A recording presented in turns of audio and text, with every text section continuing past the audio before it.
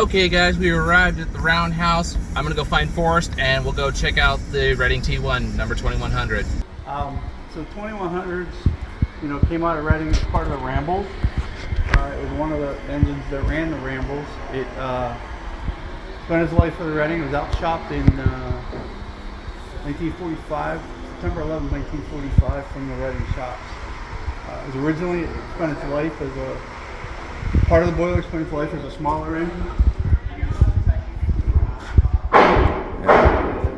Look here, the firebox, first course of the combustion chamber and the first course of the boiler. The part that hasn't been painted yet is actually off of a 1928 H10? Wow. I-10 locomotive, 280 locomotive. Okay.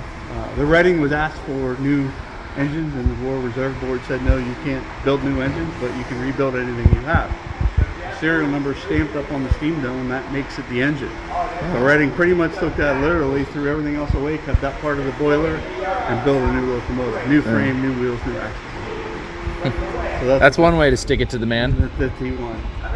Yeah. And these are the main rods? Those are the main rods, and the other rods are the 3 to 4 rods. All right. Or 2 to 3 rods, and then the other connecting rods for 3 to 4 and 1 to 2. Right. Here somewhere in the stack. But those are the main rods. And these are the journal boxes? Those are not the journal boxes. They are the grease cellars. Okay. So they go up underneath the axle to hold a pad of grease. Okay. To grease and lubricate the locomotive. They will not be going back on the engine. We're going to convert it. Well, part of it will probably, but we're going to convert it to oil, forced oil lubrication. Oh, okay. The class ones are not crazy about. Okay, so these are original to the engine when it was retired, I guess, from the Rambles? It was put on as one of the rebuilds after the Rambles, from what I understand. All right. They were originally Hennessy lubricated, which is a forced lubrication, but they were great. These were fabricated and put on sometime after that. In fact, I think these are the ones, the stories that I have, like those came from number 1. Okay. 2101. And when it was retired and this guy was restored, they were taken off that, put on this. As 2101's the, I'm probably going to guess that. It's the other T1 it's that was the restored. To be the American Freedom Train, right? It was number 1, yeah. You were at AFT number 1. Yeah, because I know there's 4 of them. One's in Steamtown, and then the 2102 is up in Reading Northern. Reading Northern, and then this one's here. Yep. And then the other one was just not pretty.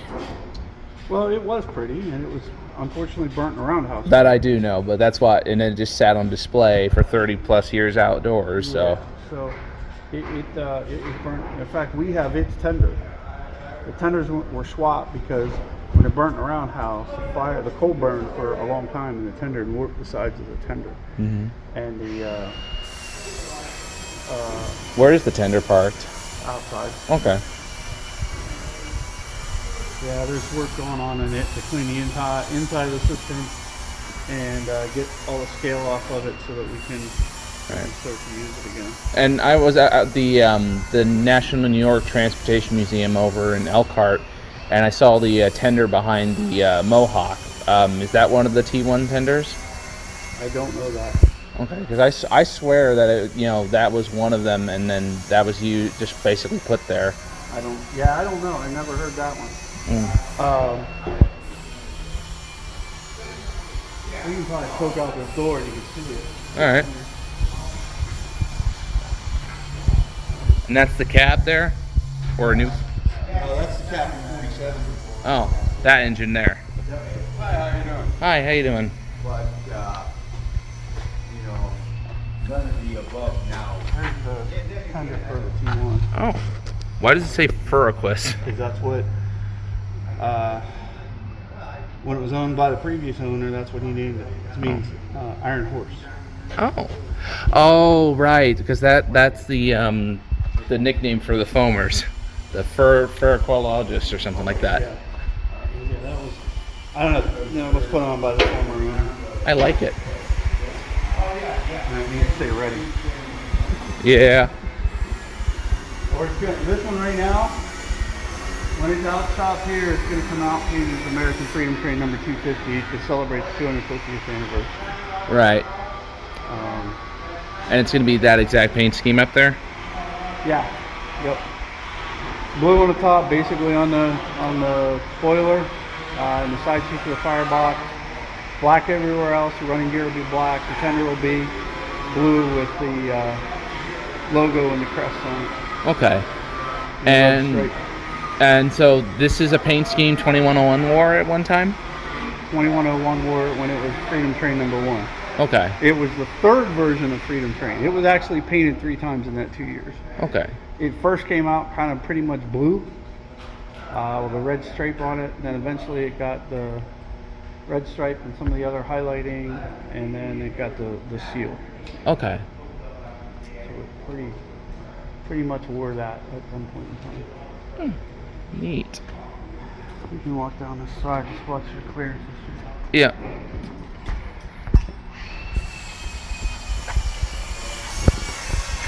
We have had to replace the side sheets on the boiler. We did that about 2 years ago, finished that project.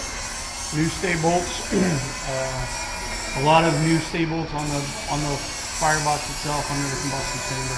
All right. Currently, right now, work's going on to fit it with an oil pan for oil conversion to oil fire. Right. Instead of coal. I did a little research beforehand, so most of the stuff that you're telling me I already know. This is more efficient. None of us were crazy about it, but if we're going to be out on the road, it's the only way to be efficient. Yeah. And from a economics and logistics perspective, it makes sense. Right. It does have 7-inch drivers.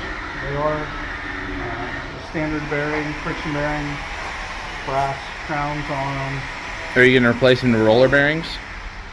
Sure, if somebody wants to rate about $20,000 per Oh, bearing box. what was that? About $20,000 per bearing box. Or so. Seriously, 20,000 per bearing. We'd love to. The problem when you do that is you have to reduce the size of the axles. So you have to re-axle the locomotive and everything. So But the first 20 of these, or the first 10 of these, 20 of these they were all supposed to be roller bearing on the way. Timken couldn't make them for it. Okay. So it does have rollers on the pilot, the truck, and the tender. I can see it says Tinkin on the axle there. Yeah. So the engine itself has Timken on it. The tender has SKF on it. Okay. And they couldn't make them because they were making bearings for the war. The last 20, so 20 through 29, do have roller bearings. Okay. 21, 24, sitting and does have roller bearings on it.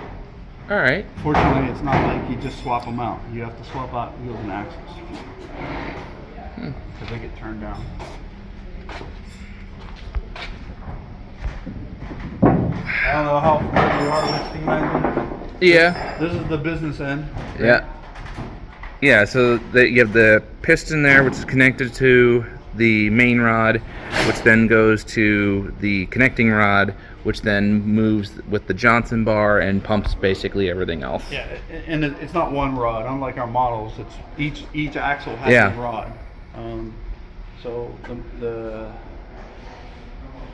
main one goes on between 2 and 3, and then the one that comes up front to the number 1 axle connects to the connecting rod on third, because these axles all pivot, right? They all go up and down, they all float, they all have their own suspension, so that the rod can't be straight, it has to float. So it's actually 4 connecting rods, 3 connecting rods, and the main rod. Right.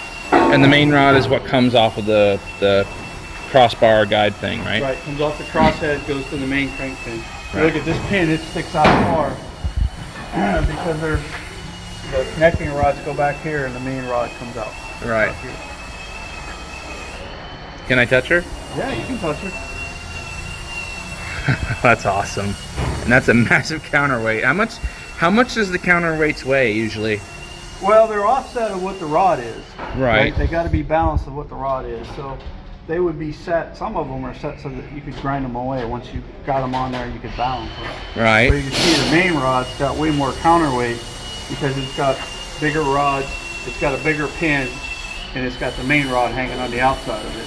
Okay. Whereas the counterweight on the number 1 axle or the number 4 axle were smaller than the number 3 axle. Right, because all the business end is coming off of this. It's more heavier, and you need Got to more steel hanging on this on this pin. That's the bottom line. There's Right. more. You got 2 rods. This rod between 2 and 3 is bigger right. than between 1 and 4. So it's all based on how much weight you have hanging on the Okay, side. and so in this right here, like, what is this right here? Is that just for? It's just wood trimming to protect it so you Oh. don't drop something on it. Okay. Because if you drop something and nick that, Oh yeah. then we're Throws replacing everything the off. pin. Yeah. So yeah, that's just protective. Yeah. And what kind of valve gear does she have? She's got a Orchard's valve gear. So it's pretty standard valve gear. Yeah. And that's the mechanical lubricator, right? That is one of 3 mechanical lubricators. One of 3? Yeah. Right now there's 2. We'll be adding a 3rd to lubricate the bearing, journal boxes. Okay. We've actually just bought one, a brand new old stock from China. It's a rebuild, new stock that was modified based off the Nathans. Right. What? But it's a brand new. Do you know what engine it's from? It was brand new. It's a parts. Okay. So it was never was put on not- an. It was never put on an It engine. was out of the. I can never remember the name of the big Datlong? engine shop. That Maybe. long? Yeah, because over where I'm from, in Boone, Iowa, they have a Chinese-built steam engine, and supposedly it was the last one ever built by Datlong. Yeah, I don't think it was Datlong. It's the other shop that built engines, and they basically closed it up and walked away, and there was a bunch of parts. A company now has. So this is the feed water heater. Right. Up in the top there, it's like a back of a commode, like. You got a big ball float in Yeah. it. There's a cold water pump under the cab. It pumps water up into there. It's controlled by the float, Right. and then comes down this big pipe. This is the pressure side of the pump, which is actually controlled by the fireman in the cab. So when he wants water, he opens a valve, and this starts pumping up into the boiler. up top there. There's check valves. This big line coming down here to pump up. So as it draws water down off of the tank up there, then the float opens and turns the cold water pump on to let water come up into the pump. So the water comes from from the tender through the injector, basically up No, and. no, from the tender through a cold water pump. Okay, so through the cold water pump down there, up to there, gets heated up, and With then. exhaust steam. It gets mixed with exhaust steam and heated. Right. So you cannot use this when you're not working the engine. It will not work stainless steel. Okay, so then that basically comes down, goes through that pipe there, Right. Yeah. and then into there, and then steam pressure forces it into the boiler. Right. This is a steam pressure pump, just like an air pump, and it pushes it up into the boiler. Right. And you use the I know there's like a specific name for it, but like you're basically using the steam to overcome like the pressure of the boiler. Right. Yeah. There's a check valve up there. That top up there. Yeah. The top is a check valve. Okay. So it's pumping it. Now on this side, you have steam pressure in a pump, so you have more pressure than you need. On the injector side, you use steam to accelerate the water, pick up the weight of the water. Right. The force of the water overcomes the check valve. You use 300 pound of pressure, or 245 in our case, pressure to overcome 245 pressure, because you're making it go faster and you're adding mass to it, you're adding weight to it. All right. That's the way an injector works. I'll let you go first. You gotta get a photo of that. Can you get that out? So they're working on some pieces up in there. You can on the other side here get a better view. All right.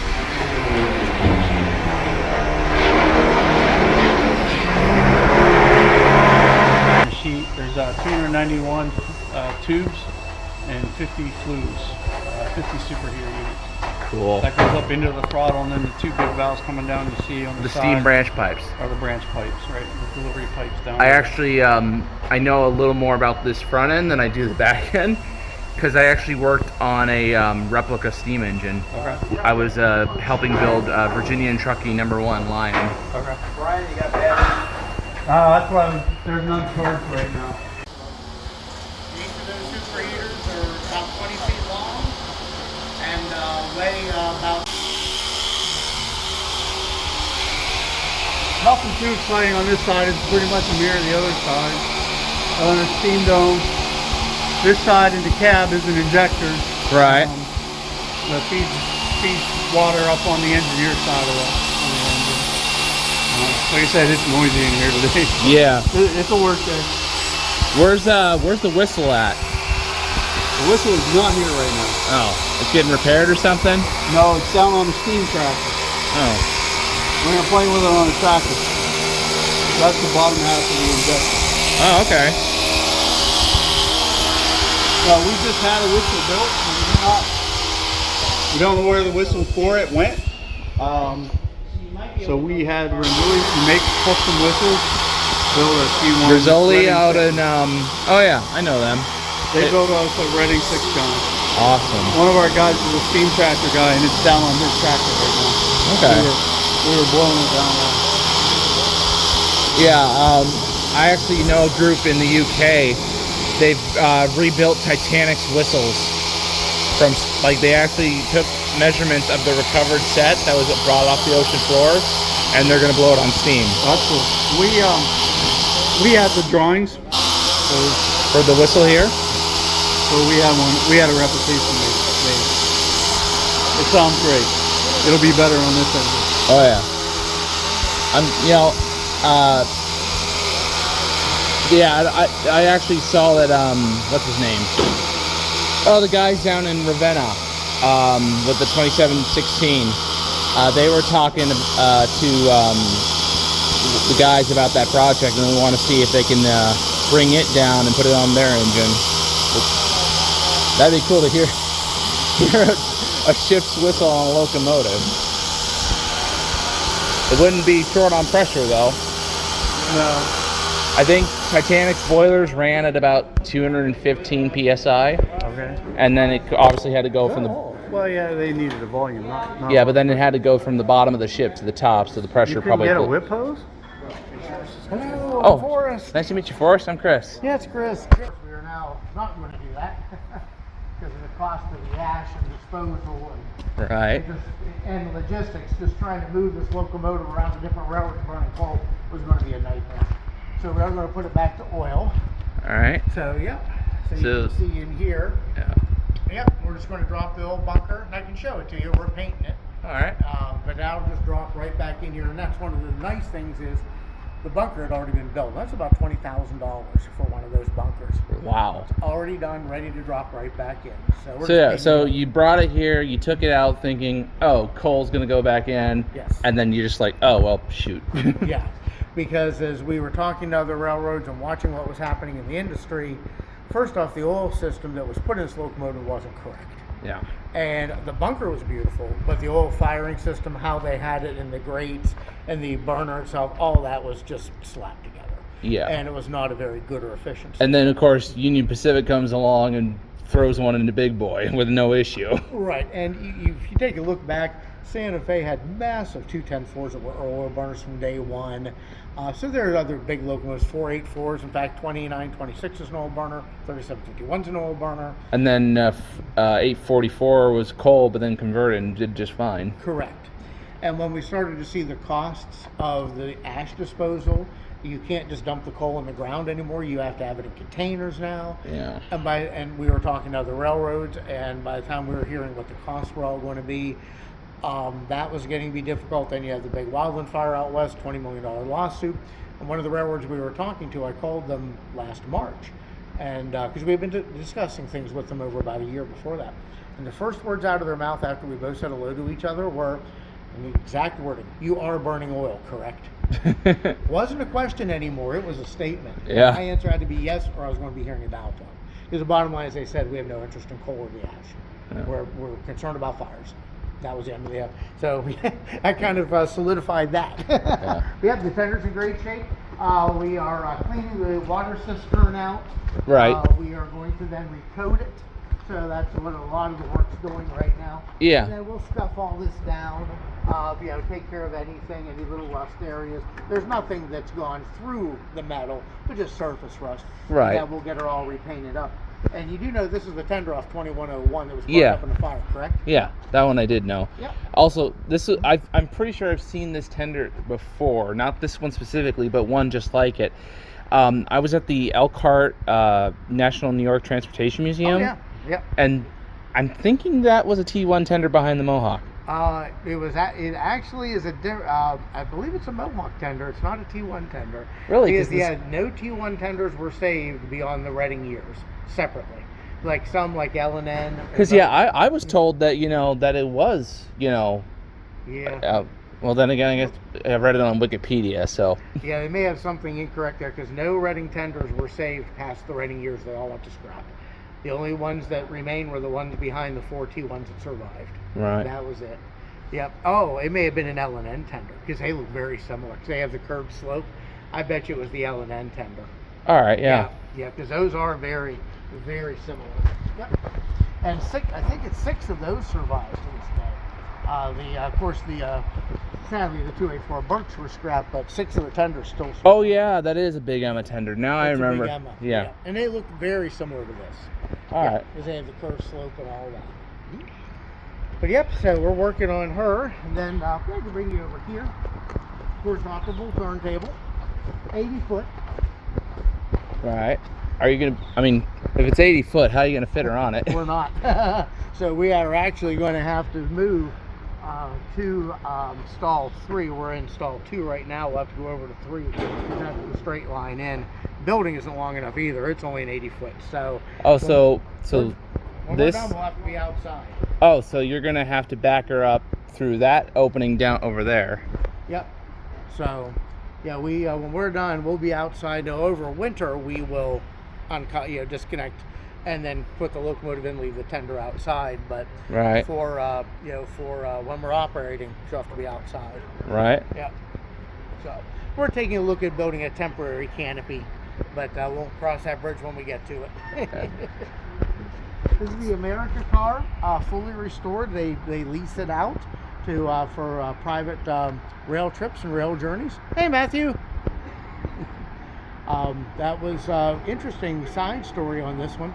It was actually owned by the family that owned the Los Angeles Rams, and the wife wouldn't fly, so the husband bought this car, and they took this car to all the football games. That's cool. After they passed away, the children had no use for it because they fly, of course, and a deal was struck here because it needed about $100,000 in work, and to go ahead and refurbish it and then split the revenue as they rent it out.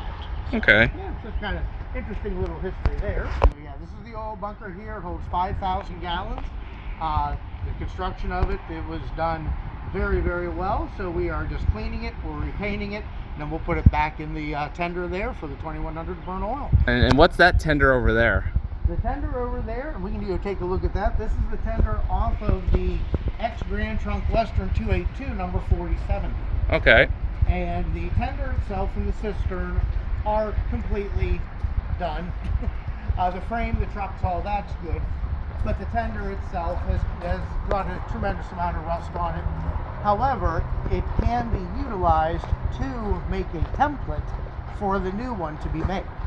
So okay. They'll be building an entire new cistern and bunker area for the 4070. And that's the other engine that's in there. That is the other locomotive in there, yes, and that's the number 3 driver off of it. All right. Yep, but this tender here will then be, and you can see they already have it gridded out. This would be used for a template to make a whole new body, new cistern and new bunker area. Okay. Yeah. Cool.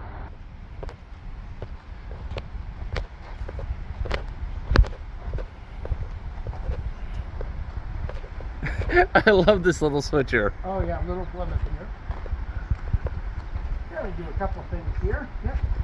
Painted up like Thomas. Yep, this is Plymouth. We use it for a lot of, we just have to move a car or two. Right. It does a good job for that. 2100's a little heavy for it. because it is a little bit of an incline getting up into the roundhouse. Right. So, but it can do it. Get a little bit of a run for it. Some of this equipment here is owned by Midwest. Others is owned by private individuals. Right. It's either here just for storage or for, at some point, restoration. And how'd you get 2100 into the Roundhouse to begin with? Initially it came in on flat cars. Okay. And then we have an 8-minute video on our YouTube channel.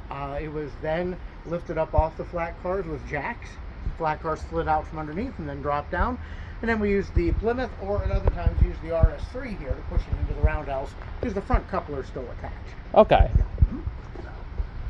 Now this is number 123. RS3 diesel, I believe, was built in 1944. It actually, though, is a little more powerful than your typical RS3 because it was used at a mine. It's a mining locomotive. Oh. So the tractor motors do have a little bit more power in them. It is still the original 244 diesel engine. Wow. Yep, and it sounds just like an Alco should. And we still use it a good bit to this day. I would kind of wish 2100's whistle was here. I would love to see that. Oh yeah, well, it's actually one of our members right now. Yeah. It has steam tractors. That's what he told me. Yeah. They'll be blowing it this weekend actually. It's about 45 minutes from here. There's a good shot of the RS3 there. There we are. When are you guys going to be blowing it? Tomorrow or? I don't know. I know the group right now is running with 765. Oh. So they may blow it tomorrow. It just comes down to how much they have to do with 765. The last one to pull on the IC. A passenger train, correct. Yeah. That's its historical significance. Hmm. I And wish we I have the next New York Central one here. Oh yeah. That's Yep. That's used by Mark. Yep. This is the next New York Central E8. It's so colorful. Yeah, they have local artists come just to paint to, kind of, to prevent more rust from occurring. Right. At some point it'll probably be painted again, but they had local artists say they had interest of, can we come down and apply some paint?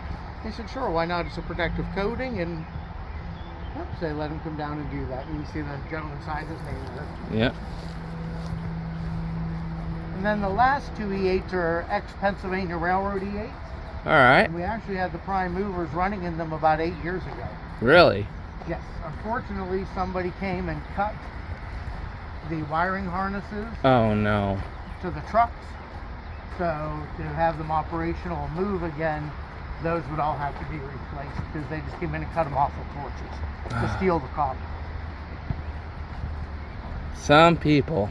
Yeah, so unfortunate but fixable. Yep, and they are in pretty good shape. So if you did get them operational again, you could maybe, I don't know, did the Reading ever have E8s? They did not. Okay, I was going to say, if they did, you could have painted them up in Reading colors and then used it to raise funds. So, but yep, they are here just in storage. I said we don't own them as ASR, so yeah. But yeah, they're safe. And as you said, very colorful. And then there's some other rail cars down here as well. I love this one. I love this paint job. Yeah. Yep. That's the first sign to it out, but definitely talented people. There's no doubt about that. I got his initial thing.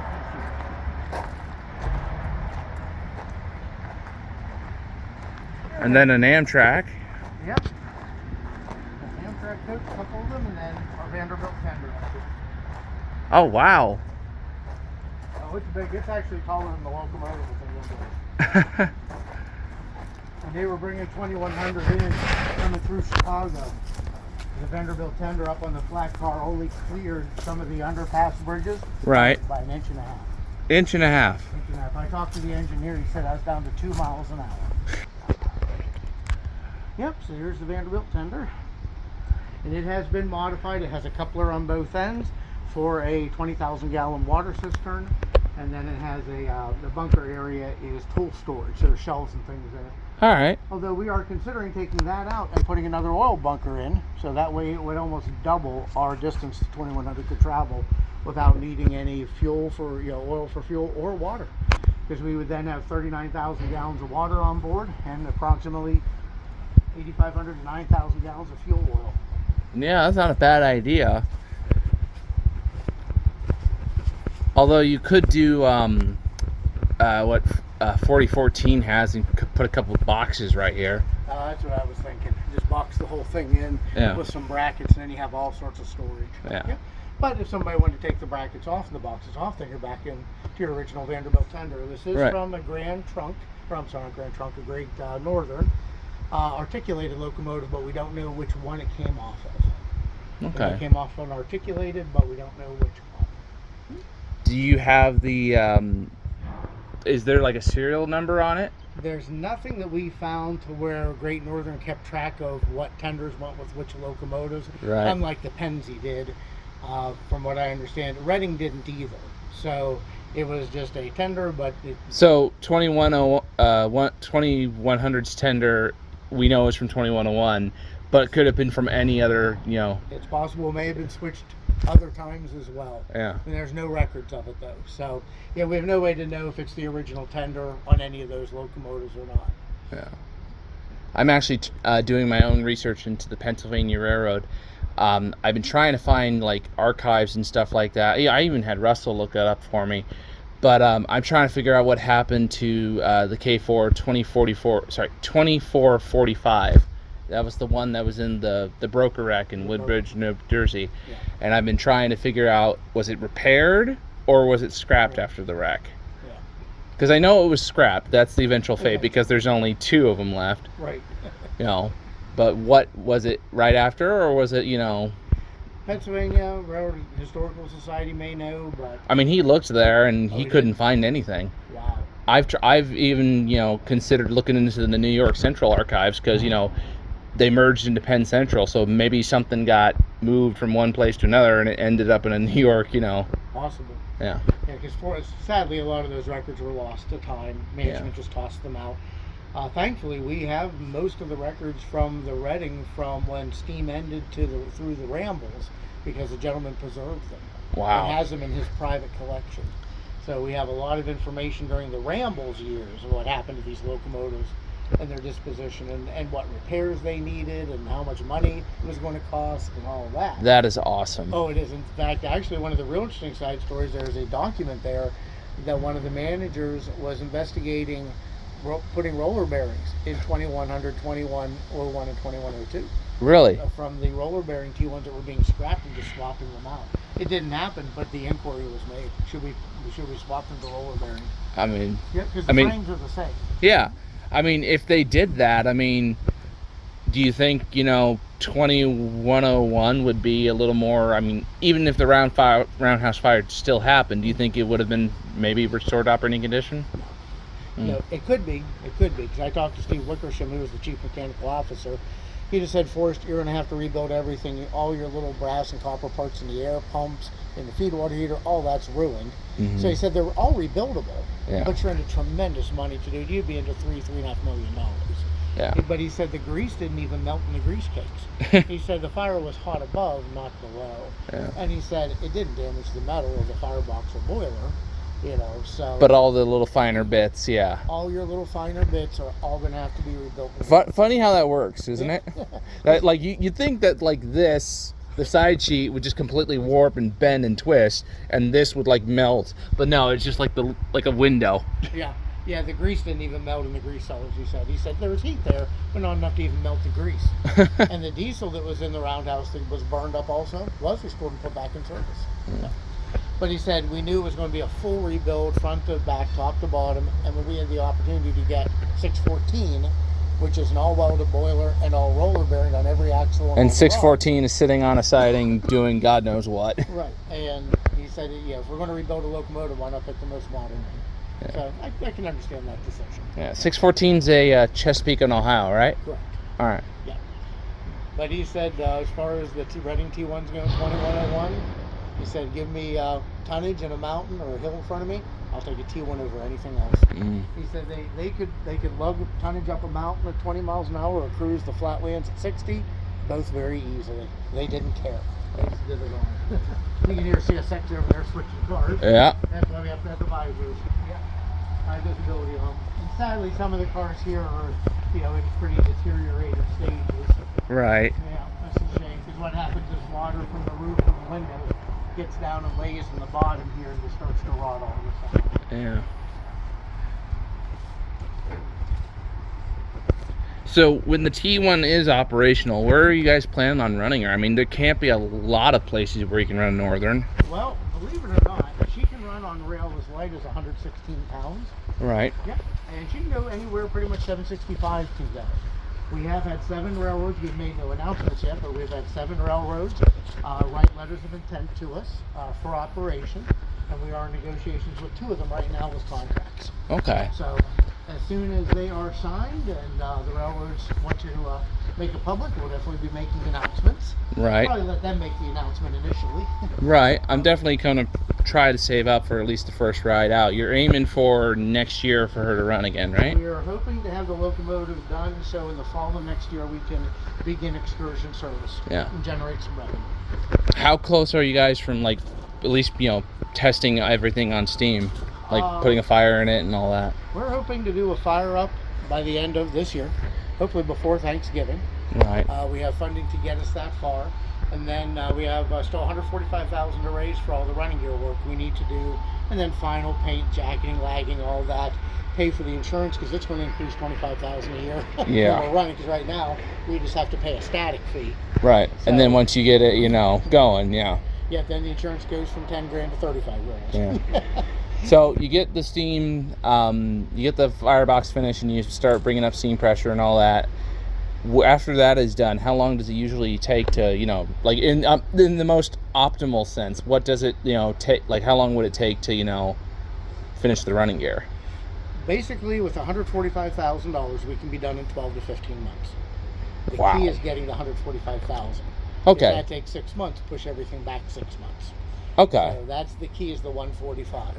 But if I had But back in the steam era, it could be what, a matter of weeks? Ooh, probably for the running gear work that needs to be done, she would have probably been out of service 30 to 60 days, probably 1 to 2 months. Okay. Because we do have 2 bent main rods, we have a bent side rod, we have 4 bushings that need to be done. We are switching it over to an oil lubrication system in the axle, which is what it was built with. But a modernized one, forced with a mechanical lubricator now. Yeah. To get all that work done. Yeah, she would have been in the shop probably a good 30 days, maybe 45. Okay. But for us, I figure about a year, up to 15 months. But again, the key is having that Money. in hand. Yeah, that 145,000. That's the key. I'm hoping to be able to sign up with you guys so I can see the first move on her own power. For how long has it been since she ran? Oh boy, she last ran in 2007. So almost over 10 years now. Oh yeah. Well, yeah. Yeah, we're looking at almost 16 years since she last moved under her own power. And she was up in Washington, right? Right, that would have been out of Tacoma, Washington. Whoops. You right? Oh, good, yeah. A little bit of loose rope. Yeah, up in Tacoma, Washington. Sure, you'll have it on you. And mind your footing there, we did leave a bit of a mess up there. Yep.